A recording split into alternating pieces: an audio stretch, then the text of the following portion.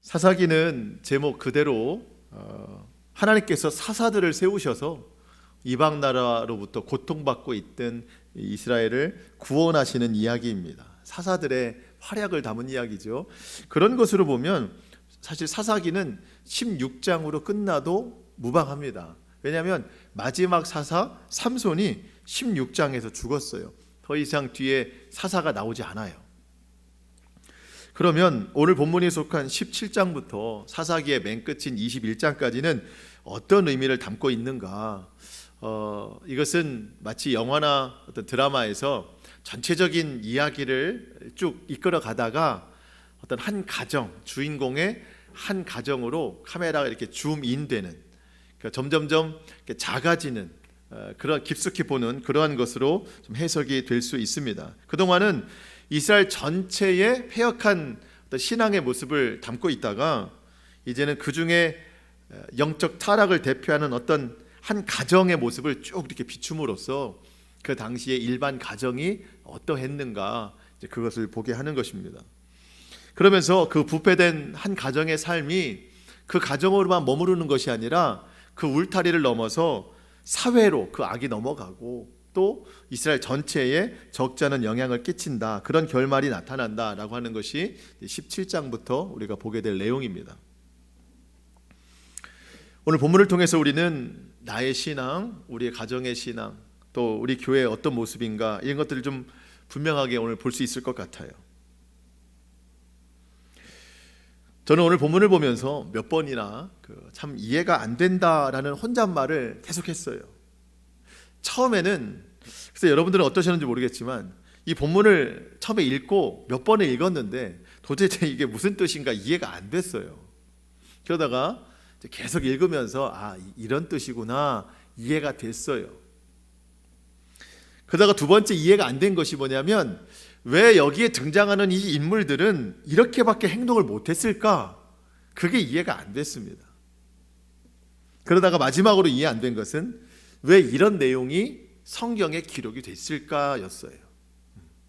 17장이라고 하는 전체적인 또 한 장을 할애하면서까지, 그리고 이 이야기가 18장까지도 넘어가면서 왜 이런 패역한 이야기가 기록이 됐을까?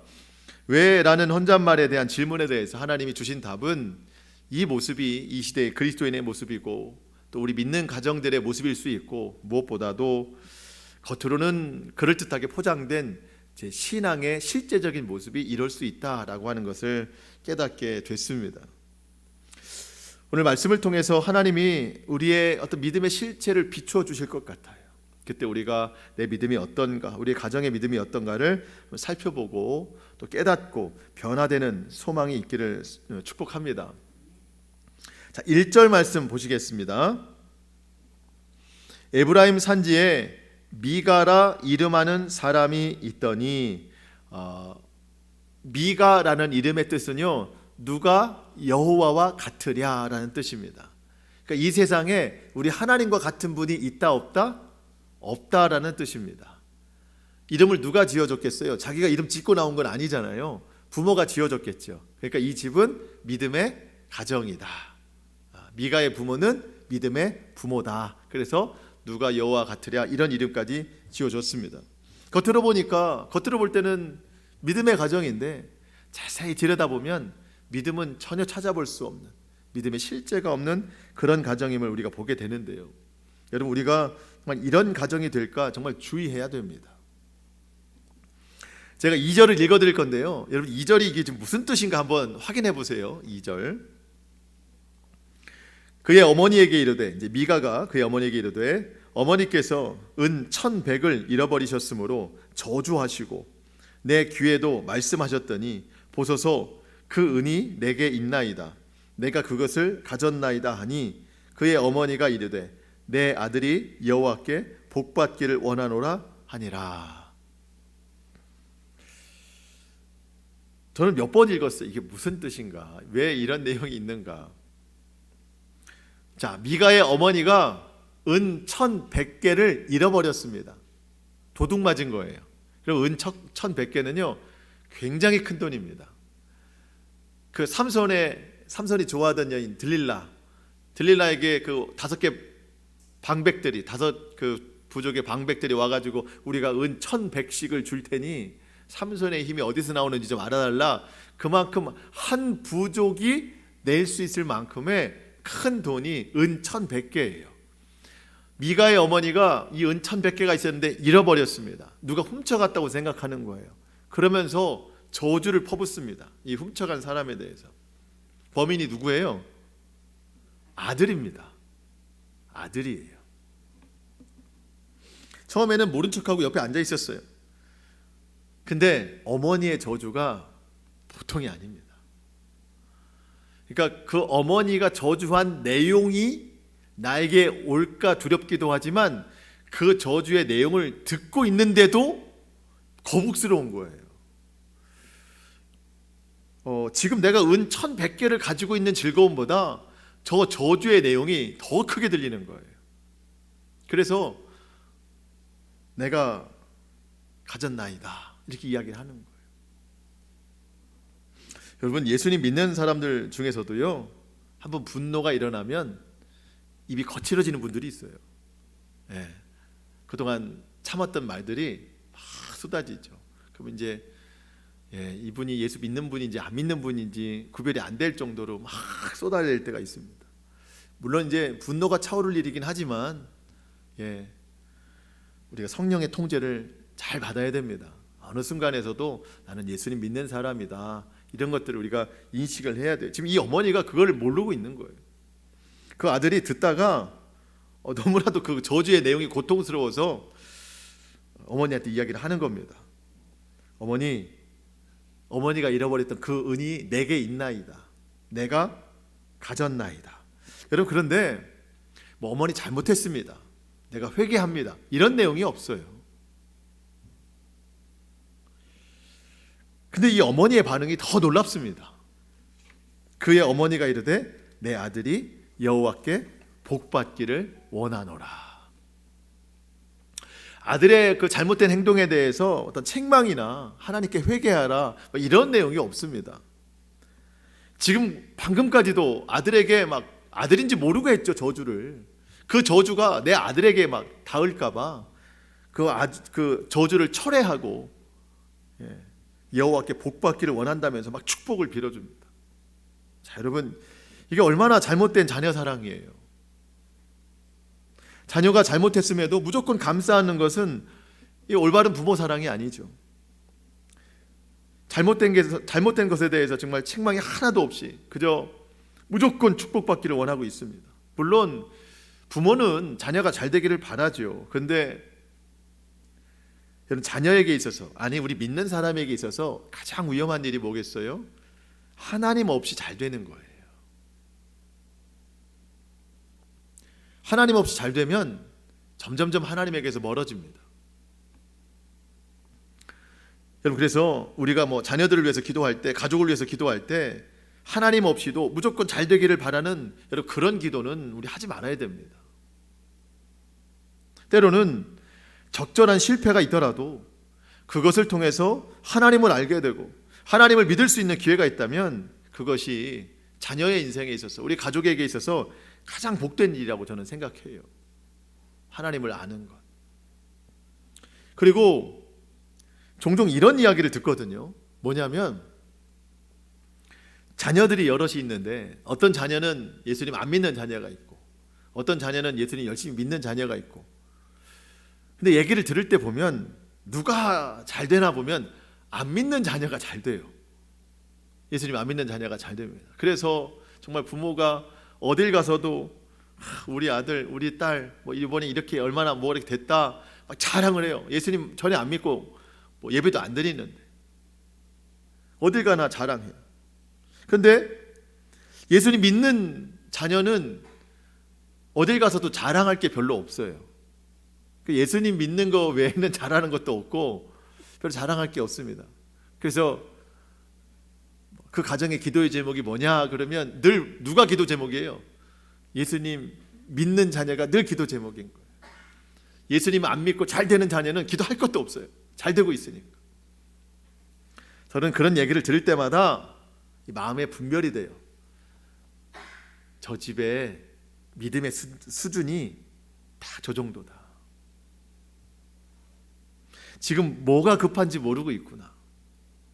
뭐가 중요한지 잘 모르고 있구나. 여러분, 물론 그렇다고 예수 믿는 사람들이 이 땅에서 뭐 꼭 잘 안 되어야 된다, 그런 거 아닙니다.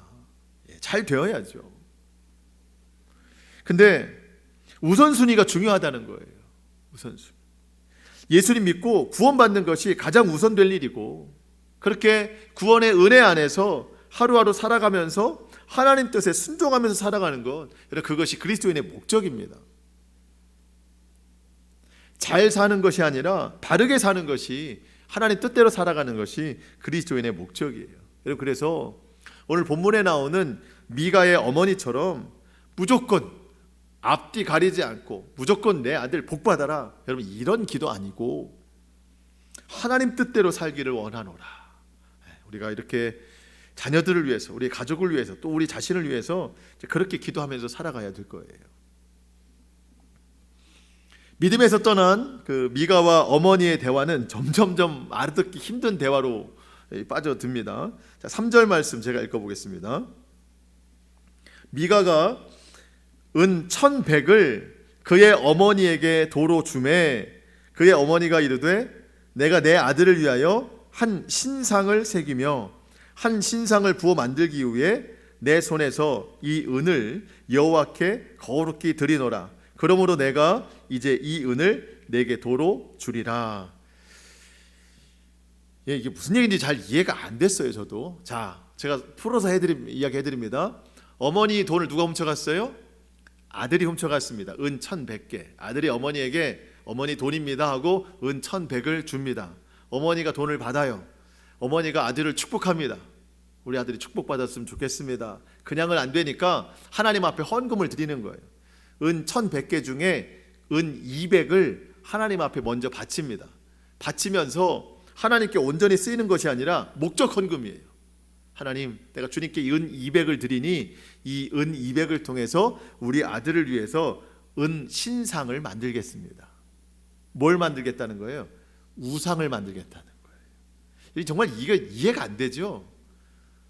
이게 신앙적인 상식으로는 이해가 안 되는 일입니다. 제가 하나님을 위해서, 또 우리 아들을 위해서 이 돈을 들여서 이 은 200으로 은 신상을 만들겠습니다. 그렇게 해서 4절에 보니까 하나님 앞에 은 200을 드렸다가 그걸 가지고 은장색에게 가서 은 200 이거의 어떤 은 신상을 만듭니다. 우상을 만들어요. 그래서 제작된 그 은 신상을 집에다가, 미가의 집에 딱 갖다 놓습니다. 근데 5절에 보니까 미가의 집에는 이미 신당이 있었대요. 그러니까 이번에 처음이 아닙니다. 신당이 있었다는 얘기는 뭐냐? 여러분, 그 당시에는요, 성전은 없었어요. 솔로몬 시대에 성전이 있었으니까. 성전은 없었지만 하나님의 언약궤는 있었습니다. 이 언약궤가 실로라는 곳에 있었어요. 좀 뒤에 보면은 18장 31절 상반절에 보면 하나님의 집이 실로에 있을 동안에, 그러니까 실로라는 곳에 하나님의 언약궤가 있다면 모든 백성들은 그 실로에 가서 명절을 지키는 거예요. 제사를 드리는 거예요. 예배를 드리는 거예요. 다 거기로 가야 되는 겁니다. 그런데 미가는 거기에 가지 않고 자기 집에 신당을 만들어 놓고 자기가 만든 우상을 세워놓고 거기서 하나님을 예배했다는 겁니다. 그러니까 하나님 뜻대로 하지 않고 자기 뜻대로 했다는 거예요. 5절 하반절에 보니까 에봇이 있대요. 에봇, 집에. 그러니까 제사장이 입는 옷이 있대요. 제사장도 없는데. 그리고 드라빔이 있다는 겁니다. 드라빔, 가정의 수호신, 그것도 손으로 만든 우상. 그러면서 자기 아들 중 하나를 제사장으로 삼았다. 아들 중에 그래, 네가 제사장 해. 저기 에봇이 있으니까 그냥 입어 하고 오늘 제사 드려. 이렇게 이제 대충 원하는 대로 했다는 겁니다. 여러분, 그 당시에 미가의 집뿐만 아니라 이스라엘 백성들 대부분이 이와 같은 신앙생활을 했거든요. 왜 이들은 하나님을 따르지 않고 그 하나님을 형상화시킨 우상을 만들어서 신당 위에 올려놓고 절을 했을까요? 왜? 여러분, 이것은 율법에 어긋난 일입니다. 십계명의 두 번째가 뭐죠? 너희를 위하여 새긴 우상을 만들지 말라. 우상 만들지 말라 그랬거든. 근데도 이들은 자꾸만 우상을 만들어서 거기다 올려놓고 절을 합니다. 왜 이럴까요? 그들의 신앙이 말씀에 있지 않고 오직 복받는 것에만 집중되어 있기 때문입니다. 이게 무슨 얘기냐면 그들의 마음에 그런 거예요. 하나님 우리에게 복을 주시되 내 손에 잡히는 복을 주세요. 내 눈에 보이는 축복을 주세요. 이것만 자꾸 달라는 거예요. 그러니까 그러한 생각이 신앙의 모습으로 표출되는 거거든요. 그러니까 손에 잡히는 것, 눈에 보이는 것. 그래서 하나님을 손에 잡히는 우상으로 만드는 거예요. 눈에 보이는 형상으로 만드는 거예요. 그래서 자기 신당에 다 올려놓고 눈에 보이는 것이니 보이는 만큼 내게 축복을 해달라. 이제 그런 신앙인 거죠. 또 한편으로는 하나님은 내 마음대로 되시는 분이 아니에요. 근데 그 하나님을 형상으로 만들어 놓으니까 내가 여기다 놓고 싶으면 여기다 놓고 다른 곳에 놓고 다른 곳에 놓고 내가 하는 말을 우상은 다 들을 것 같으니까 그렇게 우상을 만들어 놓고 하나님을 나에게 축복 주시는 분으로 전락시키는 거예요. 그래서 하나님을 형상화해 놓고 자기가 소유하고 있는 겁니다. 여러분 근데 우리는 여러분 집에 하나님을 형상화해 놓거나 소지하고 다니시는 우상 그런 거 없으시잖아요. 우리는 그렇게 살지는 않습니다.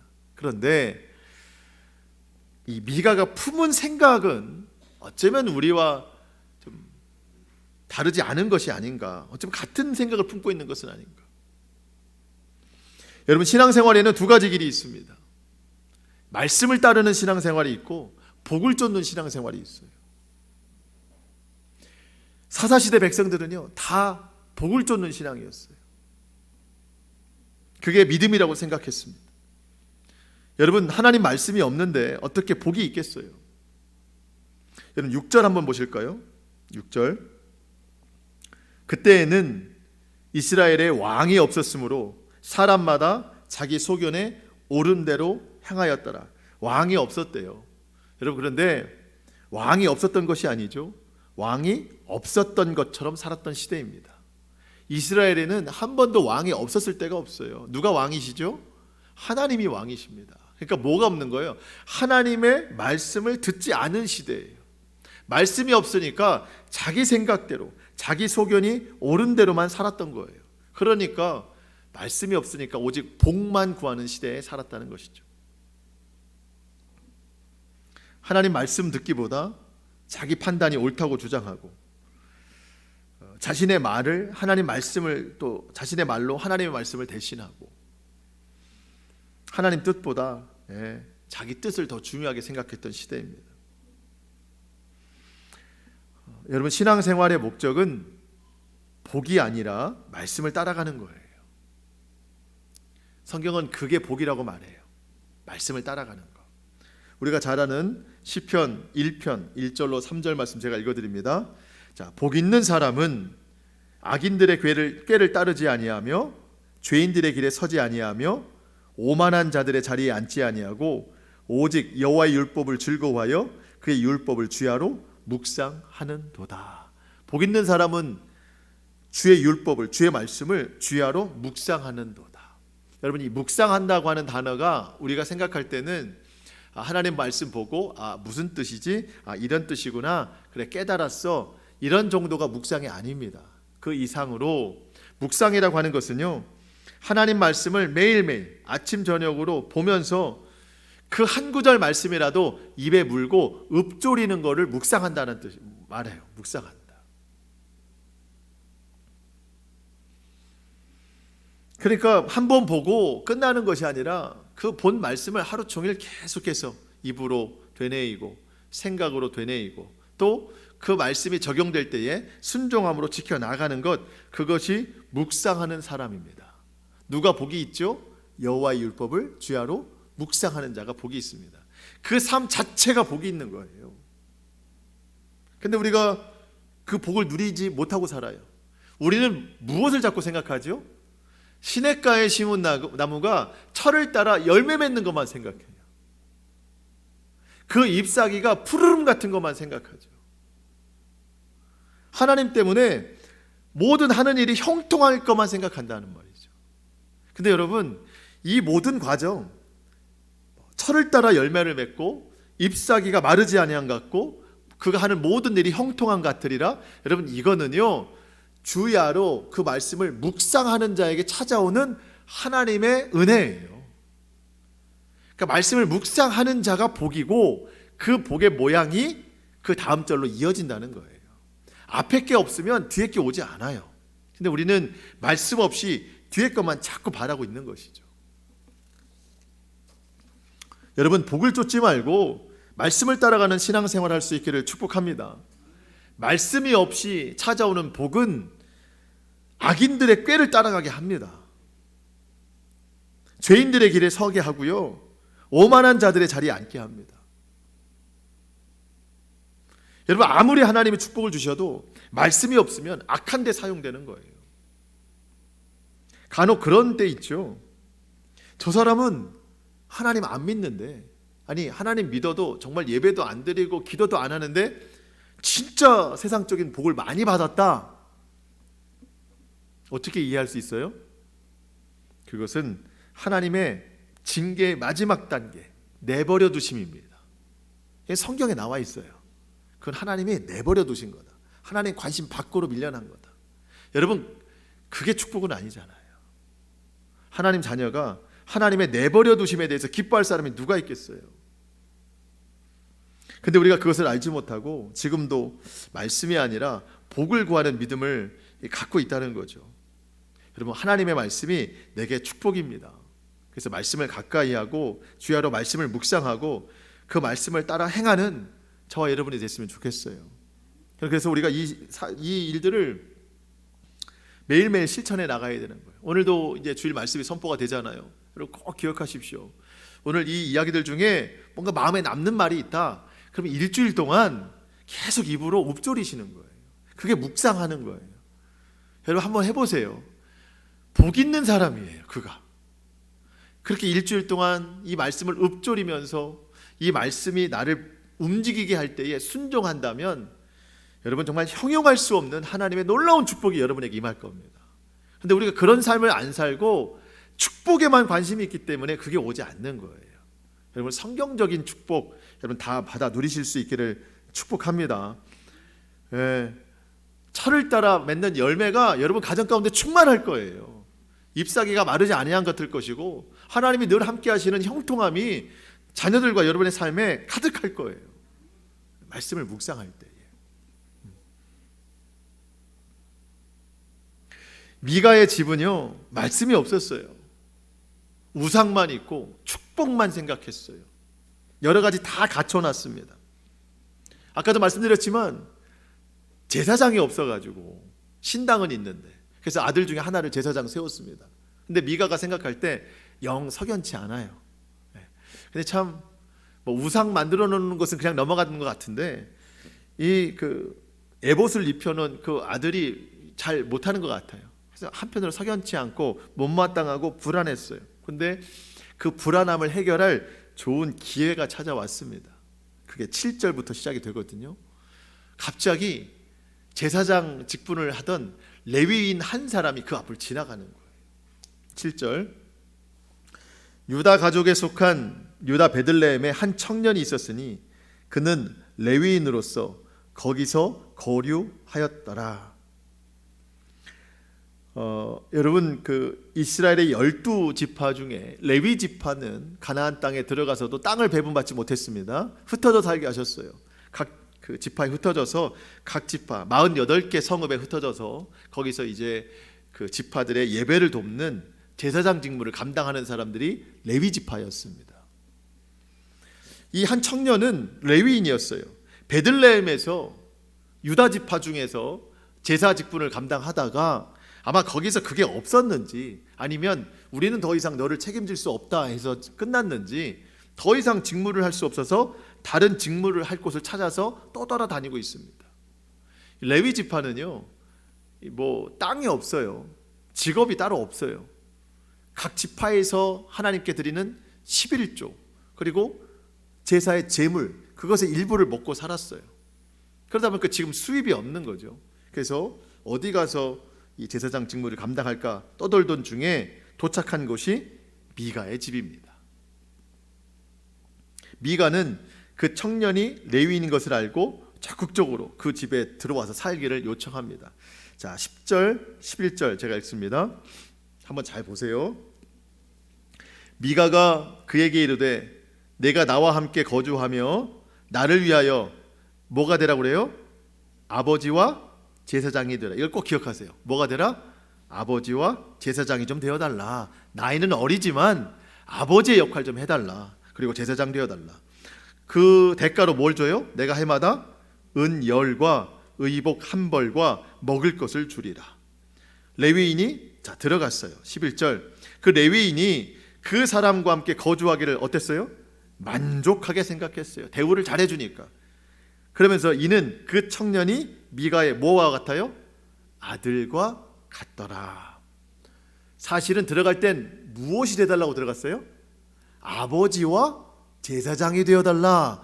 우리 집에 들어와서 하나님 말씀 좀 전해달라. 하나님 뜻 좀 전해달라.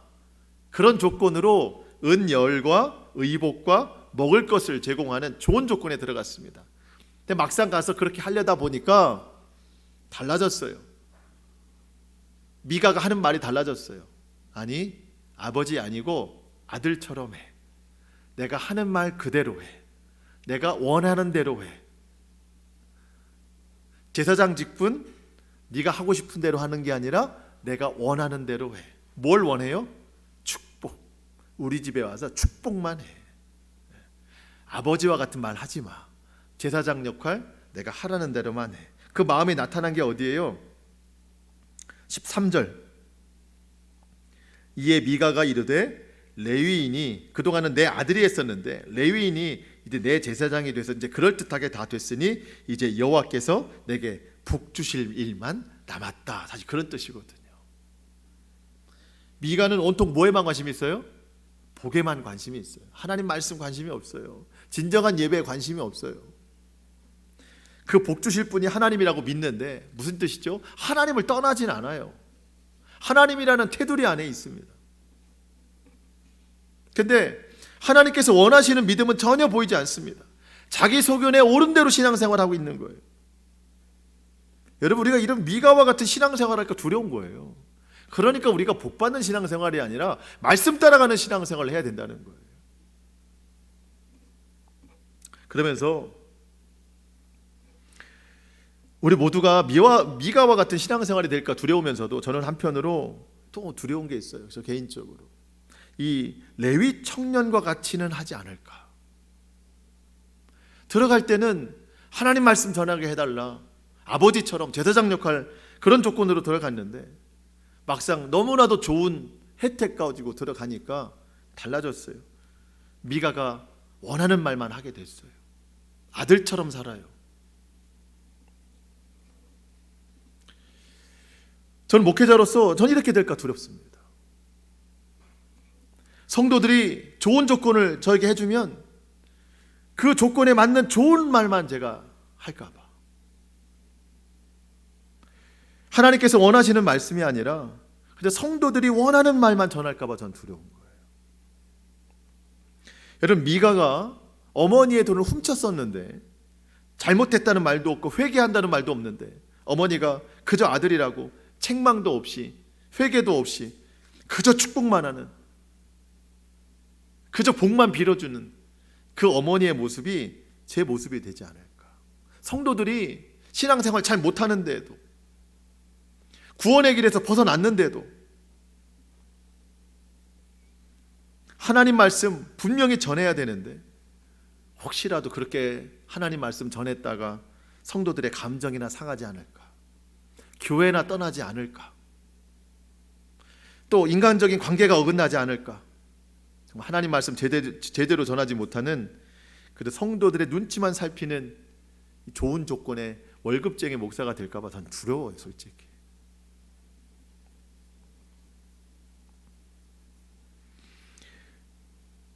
여러분, 이런 말씀 드리고 싶습니다. 여러분, 그 목회자가 하나님 말씀에서 벗어나서 자기 소견에 옳은 대로만 자꾸 말하고 자기 하고 싶은 말만 하고 또 성도들에게 자기가 원하는 것만 자꾸 요구하고 영적인 권위를 앞세워서 그냥 교회에서 왕의 자리에 있으려고 한다면, 목사가 그런다면, 여러분 성도들은 충분히 목소리를 내셔야 됩니다. 그것은 교회와 성도들의 영적 건강을 해치는 일이기 때문에 목회자도 그래서는 안 되고 성도들도 그런 걸 묵인하면 안 됩니다.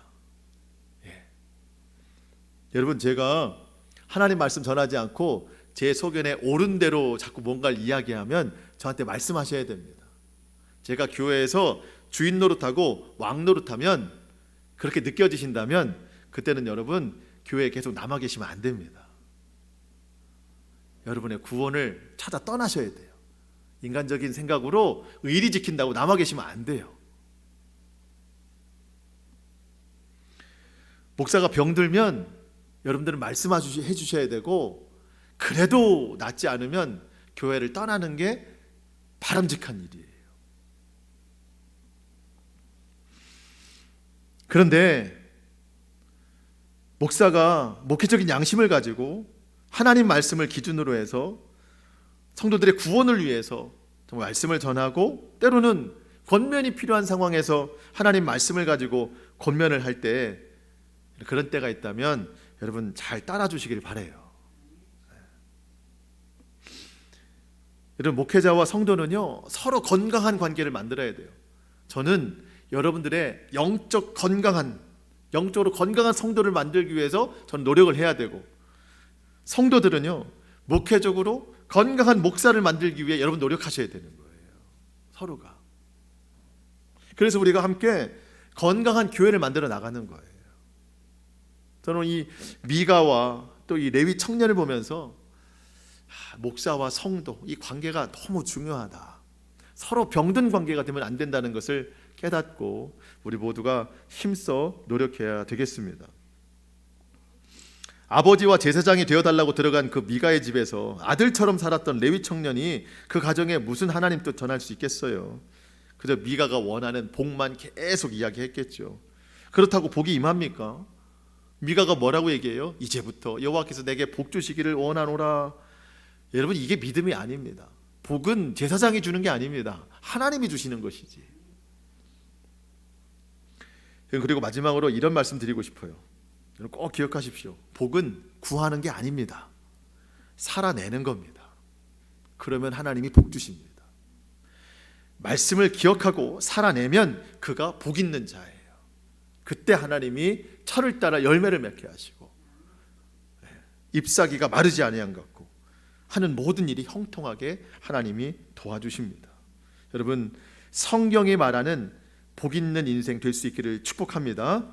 말씀이 우리에게 복이고 하나님이 우리에게 함께 하심이 내게 형통이고, 그렇게 하나님의 놀라운 일하심을 우리 모두가 경험하게 될 것입니다. 자, 말씀을 마치겠습니다. 우리 모두는 믿음의 사람이고 믿음의 가정에서 살아가죠. 믿음은 신념이 아니라 살아내는 겁니다. 모양만 있는 것은 믿음이 아닙니다. 실제가 있어야 돼요. 오늘 미가의 가정에서 일어난 이 모든 일들을 보면서 혹시 내가 그런 건 아닌가, 우리의 가정이 그런 것은 아닌가 한번 생각해보고, 모양만이 아니라 경건의 능력이 나타나는 우리의 신앙, 우리의 가정, 교회가 될 수 있기를 주님의 이름으로 축복합니다. 아멘. 기도하겠습니다.